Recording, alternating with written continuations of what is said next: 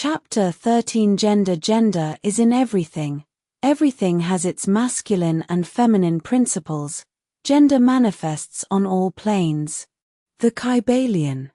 The great seventh Hermetic principle, the principle of gender, embodies the truth that there is gender manifested in everything, that the masculine and feminine principles are ever present and active in all phases of phenomena, on each and every plane of life. At this point, we think it well to call your attention to the fact that gender, in its Hermetic sense, and sex in the ordinarily accepted use of the term, are not the same. The word gender is derived from the Latin root meaning to beget, to procreate, to generate, to create, to produce. A moment's consideration will show you that the word has a much broader and more general meaning than the term sex, the latter referring to the physical distinctions between male and female living things. Sex is merely a manifestation of gender on a certain plane of the great physical plane, the plane of organic life. We wish to impress this distinction upon your minds, for the reason that certain writers, who have acquired a smattering of the Hermetic philosophy, have sought to identify this seventh Hermetic principle with wild and fanciful, and often reprehensible, theories and teachings regarding sex. The office of gender is solely that of creating, producing, generating, etc., and its manifestations are visible on every plane of phenomena. It is somewhat difficult to produce proofs of this along scientific lines, for the reason that science has not as yet recognized this principle as of universal application. But still some proofs are forthcoming from scientific sources. In the first place, we find a distinct manifestation of the principle of gender among the corpuscles, ions, or electrons, which constitute the basis of matter as science now knows the latter, and which by forming certain combinations form the atom, which until lately was regarded as final and indivisible.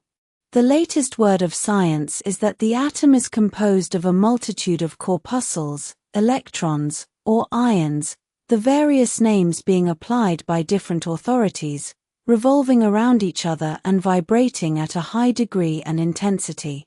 But the accompanying statement is made that the formation of the atom is really due to the clustering of negative corpuscles around a positive one, the positive corpuscles seeming to exert a certain influence upon the negative corpuscles, causing the latter to assume certain combinations and thus create or generate an atom. This is in line with the most ancient Hermetic teachings, which have always identified the masculine principle of gender with the positive, and the feminine with the negative poles of electricity, so called.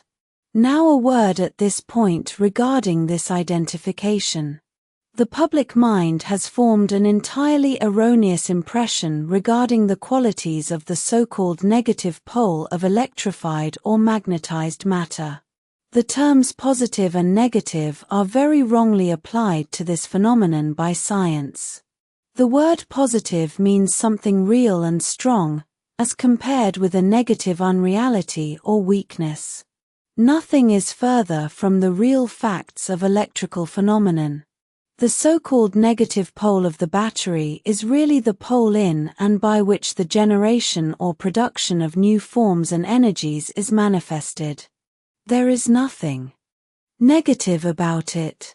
The best scientific authorities now use the word cathode in place of negative, the word cathode coming from the Greek root meaning descent, the path of generation, etc. From the cathode pole emerge the swarm of electrons or corpuscles. From the same pole emerge those wonderful rays which have revolutionized scientific conceptions during the past decade. The cathode pole is the mother of all of the strange phenomena which have rendered useless the old textbooks, and which have caused many long-accepted theories to be relegated to the scrap pile of scientific speculation. The cathode, or negative pole, is the mother principle of electrical phenomena, and of the finest forms of matter as yet known to science. So you see we are justified in refusing to use the term negative in our consideration of the subject, and in insisting upon substituting the word feminine for the old term. The facts of the case bear us out in this, without taking the Hermetic teachings into consideration. And so we shall use the word feminine in the place of negative in speaking of that pole of activity. The latest scientific teachings are that the creative corpuscles or electrons are feminine. Science says they are composed of negative electricity. We say they are composed of feminine energy. A feminine corpuscle becomes detached from, or rather leaves, a masculine corpuscle, and starts on a new career. It actively seeks a union with a masculine corpuscle, being urged thereto by the natural impulse to create new forms of matter or energy. One writer goes so far as to use the term it at once seeks, of its own volition, a union, etc. This detachment and uniting form the basis of the greater part of the activities of the chemical world. When the feminine corpuscle unites with a masculine corpuscle, a certain process is begun. The feminine particles vibrate rapidly under the influence of the masculine energy, and circle rapidly around the latter. The result is the birth of a new atom. This new atom is really composed of a union of the masculine and feminine electrons, or corpuscles, but when the union is formed, the atom is a separate thing, having certain properties, but no longer manifesting the property of free electricity. The process of detachment or separation of the feminine electrons is called ionization.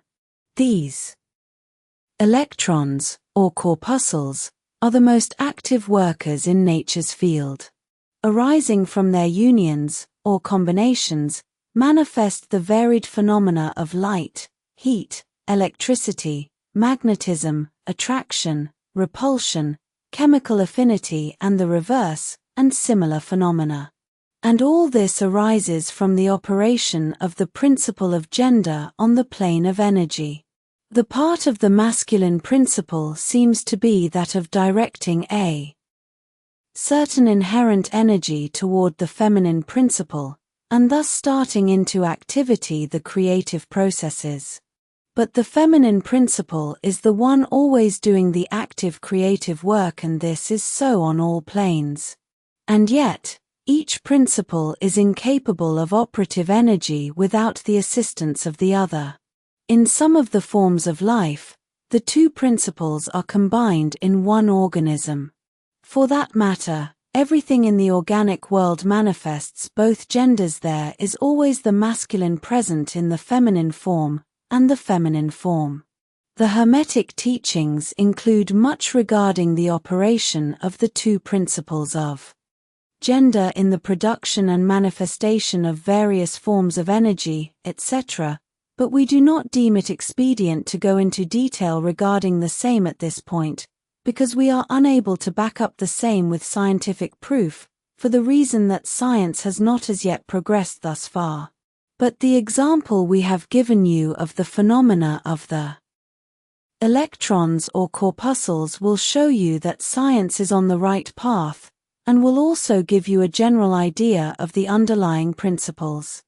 Some leading scientific investigators have announced their belief that in the formation of crystals there was to be found something that corresponded to sex activity, which is another straw showing the direction the scientific winds are blowing. And each year will bring other facts to corroborate the correctness of the Hermetic principle of gender. It will be found that gender is in constant operation and manifestation in the field of inorganic matter, and in the field of energy or force. Electricity is now generally regarded as the something into which all other forms of energy seem to melt or dissolve. The electrical theory of the universe is the latest scientific doctrine, and is growing rapidly in popularity and general acceptance.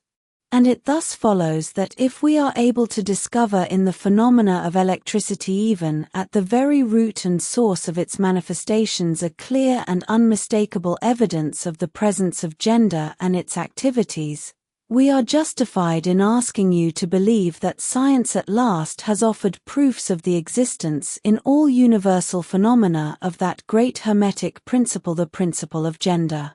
It is not necessary to take up your time with the well-known phenomena of the attraction and repulsion of the atoms, chemical affinity, the loves and hates of the atomic particles, the attraction or cohesion between the molecules of matter. These facts are too well known to need extended comment from us. But, have you ever considered that all of these things are manifestations of the gender principle? Can you not see that the phenomena is on all fours with that of the corpuscles or electrons? And more than this, can you not see the reasonableness of the Hermetic teachings which assert that the very law of gravitation, that strange attraction by reason of which all particles and bodies of matter in the universe tend toward each other, is but another manifestation of the principle of gender, which operates in the direction of attracting the masculine to the feminine energies, and vice versa? We cannot offer you scientific proof of this at this time, but examine the phenomena in the light of the Hermetic teachings on the subject, and see if you have not a better working hypothesis than any offered by physical science. Submit all physical phenomena to the test, and you will discern the principle of gender ever in evidence. Let us now pass on to a consideration of the operation of the principle on the mental plane. Many interesting features are there awaiting examination. Chapter 14: Mental Gender. Students of psychology who have followed the modern trend of thought along the lines of mental phenomena are struck by the persistence of the dual mind idea, which has manifested itself so strongly during the past 10 or 15 years, and which has given rise to a number of plausible theories regarding the nature and constitution of these two minds. The late Thomson J. Hudson attained great popularity in 1893 by advancing his well-known theory of the objective and subjective minds, which he held existed in every individual. Other writers have attracted almost equal attention by the theories regarding the conscious and subconscious minds, the voluntary and involuntary minds, the active and passive minds, etc., etc. The theories of the various writers differ from each other, but there remains the underlying principle of the duality of mind. The student of the Hermetic philosophy is tempted to smile when he reads and hears of these many new theories regarding the duality of mind, each school adhering tenaciously to its own pet theories, and each claiming to have discovered the truth. The student turns back the pages of occult history, and away back in the dim beginnings of occult teachings, he finds references to the ancient Hermetic doctrine of the principle of gender on the mental plane, the manifestation of mental gender. And examining further, he finds that the ancient philosophy took cognizance of the phenomenon of the dual mind, and accounted for it by the theory of mental gender. This idea of mental gender may be explained in a few words to students who are familiar with the modern theories just alluded to. The masculine principle of mind corresponds to the so-called objective mind, conscious mind, voluntary mind, active mind, etc. And the feminine principle of mind corresponds to the so-called subjective mind, subconscious mind, involuntary mind, passive mind, etc. Of course, the Hermetic teachings do not agree with the many modern theories regarding the nature of the two phases of mind, nor does it admit many of the facts claimed for the two respective aspects, some of the said theories and claims being very far-fetched and incapable of standing the test of experiment and demonstration. We point to the phases of agreement merely for the purpose of helping the student to assimilate his previously acquired knowledge with the teachings of the Hermetic philosophy. Students of Hudson will notice the statement at the beginning of his second chapter of the Law of Psychic Phenomena, that the mystic jargon of the Hermetic philosophers discloses the same general idea, i.e., the duality of mind. If Dr. Hudson had taken the time and trouble to decipher a little of the mystic jargon of the Hermetic philosophy, he might have received much light upon the subject of the dual mind, but then, perhaps, his most interesting work might not have been written. Let us now consider the Hermetic teachings regarding mental gender. The Hermetic teachers impart their instruction regarding this subject by bidding their students examine the report of their consciousness regarding their self. The students are bidden to turn their attention inward upon the self dwelling within each. Each student is led to see that his consciousness gives him first a report of the existence of his self. The report is I am. This at first seems to be the final words from the consciousness, but a little further examination discloses the fact that this I am may be separated or split into two distinct parts, or aspects, which while working in unison and in conjunction, yet, nevertheless, may be separated in consciousness. While at first there seems to be only an I existing, a more careful and closer examination reveals the fact that there exists an I and a me. These mental twins differ in their characteristics and nature, and an examination of their nature and the phenomena arising from the same will throw much light upon many of the problems of mental influence. Let us begin with a consideration of the me, which is usually mistaken for the I by the student, until he presses the inquiry a little further back into the recesses of consciousness. A man thinks of his self, in its aspect of me, as being composed of certain feelings, tastes, likes, dislikes, habits, peculiar ties, characteristics, etc., all of which go to make up his personality, or the self known to himself and others. He knows that these emotions and feelings change, are born and die away, are subject to the principle of rhythm and the principle of polarity, which take him from one extreme of feeling to another. He also thinks of the me as being certain knowledge gathered together in his mind, and thus forming a part of himself. This is the me of a man. But we have proceeded too hastily. The me of many men may be said to consist largely of their consciousness of the body and their physical appetites, etc. Their consciousness being largely bound up with their bodily nature, they practically live there.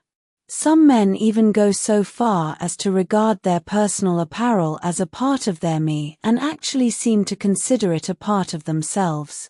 A writer has humorously said that men consist of 3 parts: soul, body, and clothes.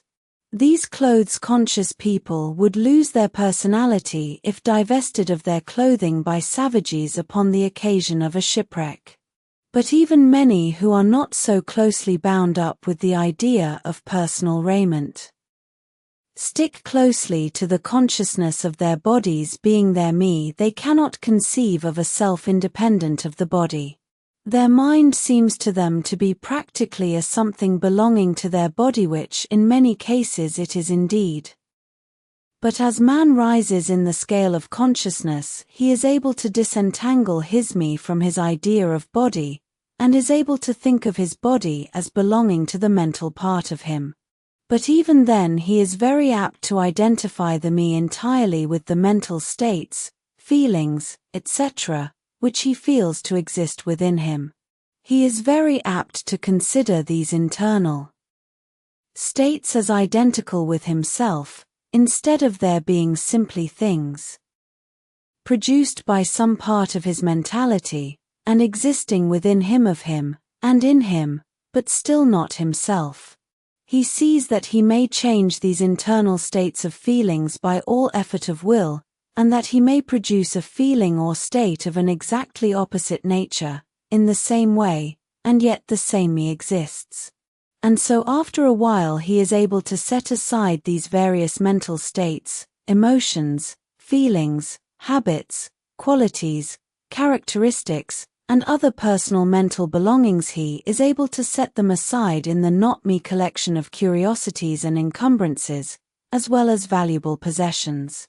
This requires much mental concentration and power of mental analysis on the part of the student.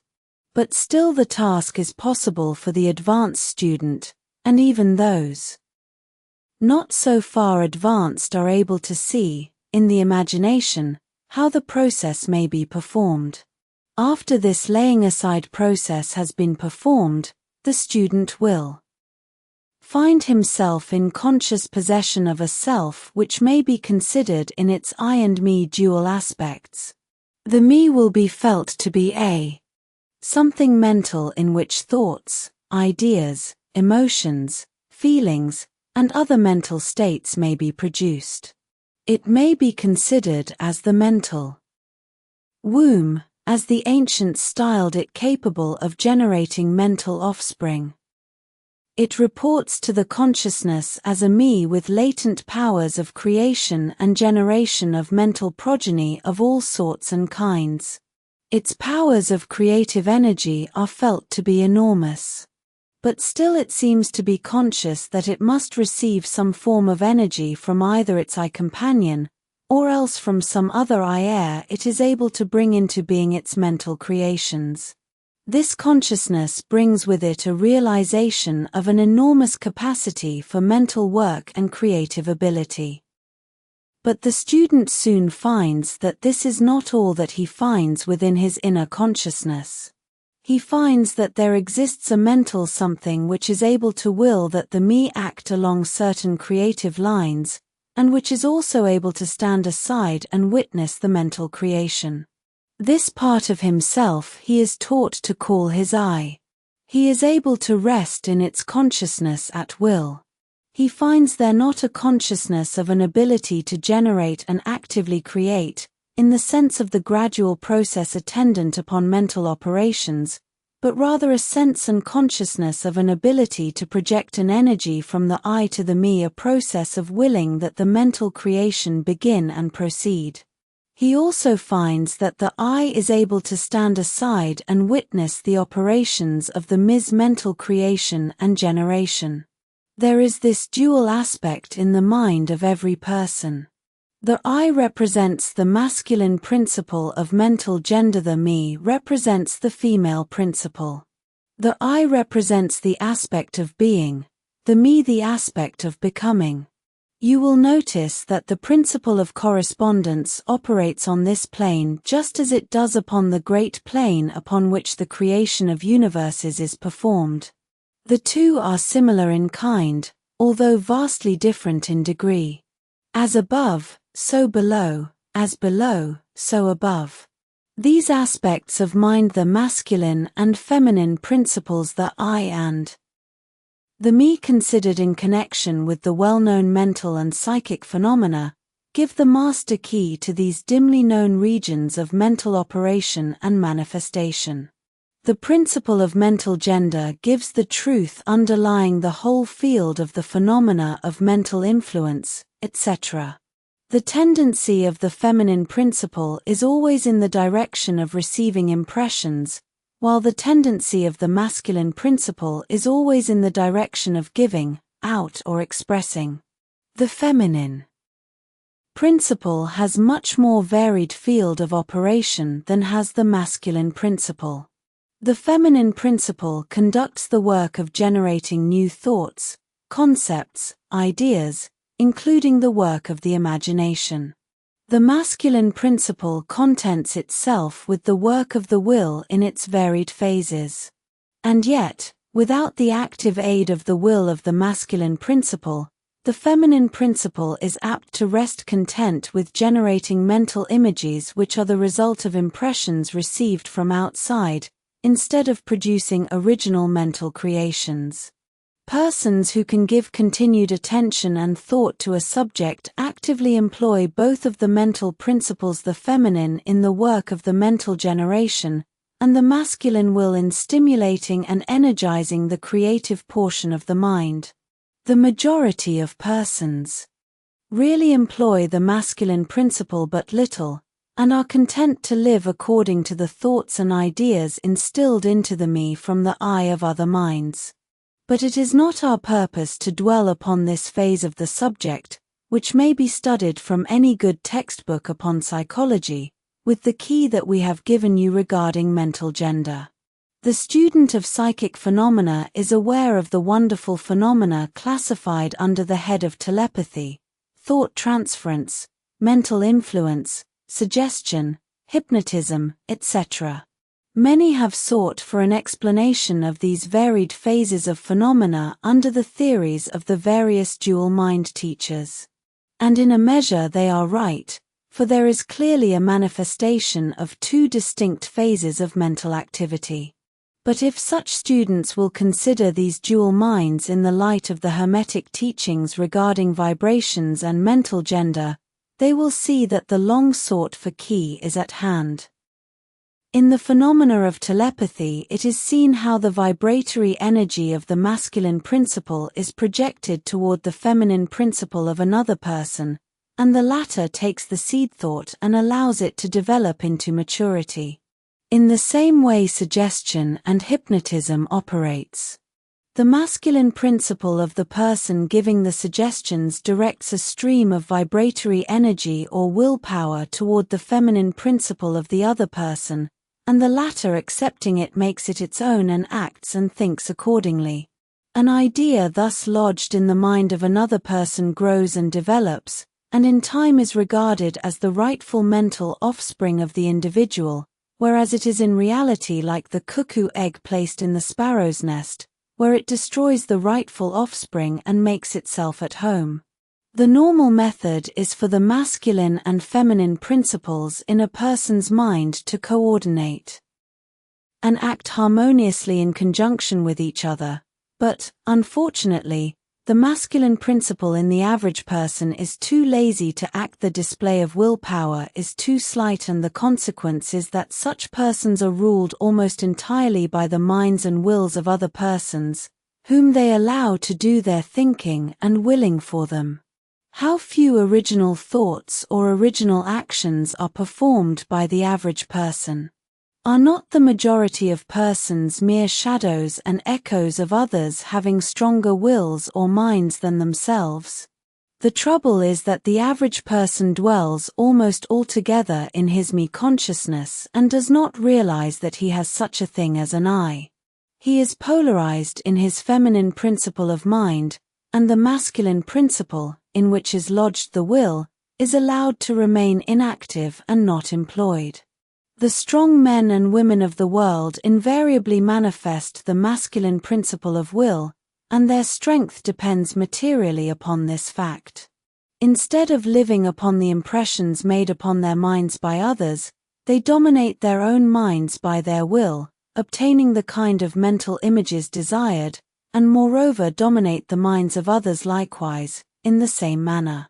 Look at the strong people, how they manage to implant their seed thoughts in the minds of the masses of the people, thus causing the latter to think thoughts in accordance with the desires and wills of the strong individuals.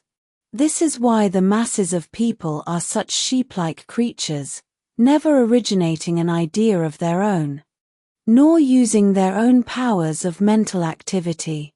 The manifestation of mental gender may be noticed all around us in everyday life. The magnetic persons are those who are able to use the masculine principle in the way of impressing their ideas upon others. The actor who makes people weep or cry as he wills, is employing this principle. And so is the successful orator, statesman, preacher, writer, or other people who are before the public attention. The peculiar influence exerted by some people over others is due to the manifestation of mental gender, along the vibrational lines above indicated.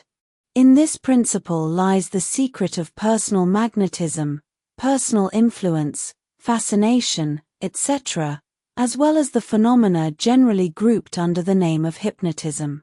The student who has familiarized himself with the phenomena generally spoken of as psychic will have discovered the important part played in the said phenomena by that force which science has styled suggestion, by which term is meant the process or method whereby an idea is transferred to, or impressed upon the mind of another, causing the second mind to act in accordance therewith. A correct understanding of suggestion is necessary in order to intelligently comprehend the varied psychical phenomena which suggestion underlies. But, still more is a knowledge of vibration and mental gender necessary for the student of suggestion. For the whole principle of suggestion depends upon the principle of mental gender and vibration. It is customary for the writers and teachers of suggestion to explain that it is the objective or voluntary mind which make the mental impression, or suggestion, upon the subjective or involuntary mind. But they do not describe the process or give us any analogy in nature whereby we may more readily comprehend the idea. But if you will think of the matter in the light of the Hermetic teachings, you will be able to see that the energizing of the feminine principle by the vibratory energy of the masculine principle is in accordance to the universal laws of nature, and that the natural world affords countless analogies whereby the principle may be understood. In fact, the Hermetic teachings show that the very creation of the universe follows the same law, and that in all creative manifestations, upon the planes of the spiritual, the mental, and the physical, there is always in operation this principle of gender, this manifestation of the masculine and the feminine principles. As above, so below, as below, so above. And more than this, when the principle of mental gender is once grasped and understood, the varied phenomena of psychology at once becomes capable of intelligent classification and study, instead of being very much in the dark. The principle works out in practice, because it is based upon the immutable universal laws of life. We shall not enter into an extended discussion of, or description of, the varied phenomena of mental influence or psychic activity. There are many books, many of them quite good, which have been written and published on this subject of late years. The main facts stated in these various books are correct, although the several writers have attempted to explain the phenomena by various pet theories of their own. The student may acquaint himself with these matters, and by using the theory of mental gender he will be able to bring order out of the chaos of conflicting theory and teachings, and may, moreover, readily make himself a master of the subject if he be so inclined. The purpose of this work is not to give an extended account of psychic phenomena, but rather to give to the student a master key whereby he may unlock the many doors leading into the parts of the temple of knowledge which he may wish to explore. We feel that in this consideration of the teachings of the Kybalion, one may find an explanation which will serve to clear away many perplexing difficulties, a key that will unlock many doors. What is the use of going into detail regarding all of the many features of psychic phenomena and mental science, provided we place in the hands of the student the means whereby he may acquaint himself fully regarding any phase of the subject which may interest him? With the aid of the Kybalion one may go through any occult library anew, the old light from Egypt illuminating many dark pages and obscure subjects. That is the purpose of this book. We do not come expounding a new philosophy, but rather furnishing the outlines of a great world-old teaching which will make clear the teachings of others, which will serve as a great reconciler of differing theories and opposing doctrines.